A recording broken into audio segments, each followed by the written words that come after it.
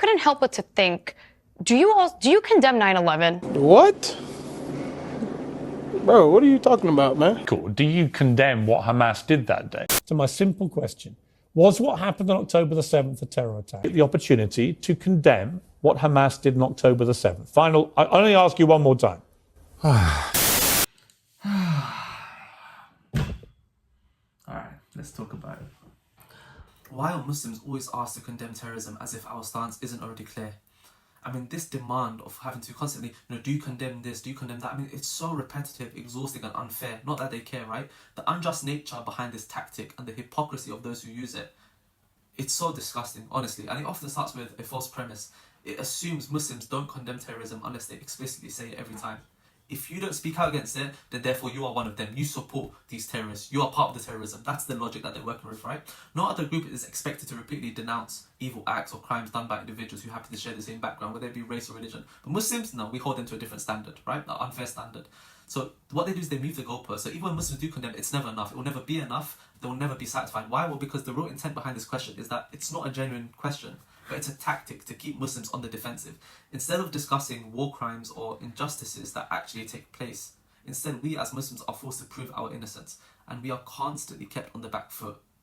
And the reason for that is because it usefully shifts the focus away from systemic issues for them.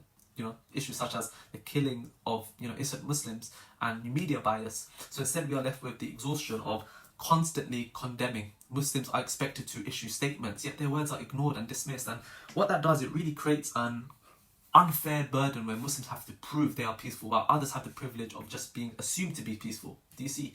So the same people who demand condemnation are often silent when Muslims suffer oppression. So what Muslims should do instead is stop falling for the trap. Refuse to waste time on repetitive condemnations. Expose the hypocrisy. Ask those questioning us why they don't apply the same standards to others. Redirect the conversation to actual issues, right? Like war crimes, media bias, the killings of Muslims around the world. I mean, hold people accountable for their double standards. Why should we keep answering a question designed to silence us? You can't hold evil accountable if you're too busy interrogating the good. Instead of constantly demanding that Muslims condemn what we already condemn and have been doing all our lives, why not focus on stopping the actual perpetrators of violence and addressing the root causes of injustice and providing actual solutions? But no, they're actually not that bothered about that, to be honest, right? And this lie that Muslims never condemn, I mean, many people who claim we never see, Muslims condemn these attacks, they are either deliberately ignoring reality or just outright lying shamelessly. They don't want to see it because acknowledging Muslim condemnations would ruin their agenda completely. I mean, think about it. If they admit that Muslims consistently condemn terrorism, they can no longer use this tactic to keep Muslims on the defensive. They have seen it. They know they have. How many times have we Muslims constantly condemned such evil acts, but they pretend they haven't? Muslims, including scholars, imams, entire communities, have repeatedly and publicly, condemned acts of terrorism, etc. But these people continue asking the same question because they enjoy the feeling of dominance. That's what it really is about. Of always being the one on the attack, always forcing Muslims to prove their innocence. They love it.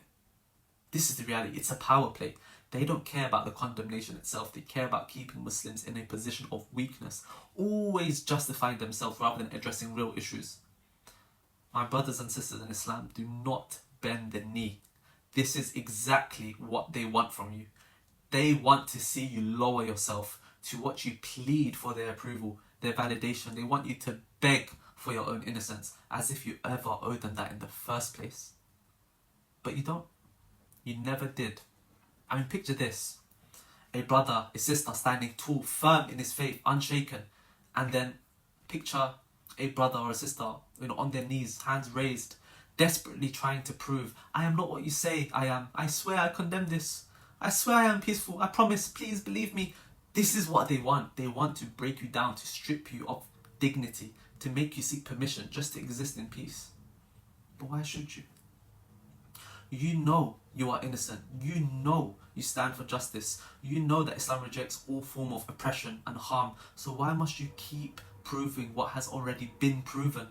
Why must you keep answering a question designed to keep you in chains?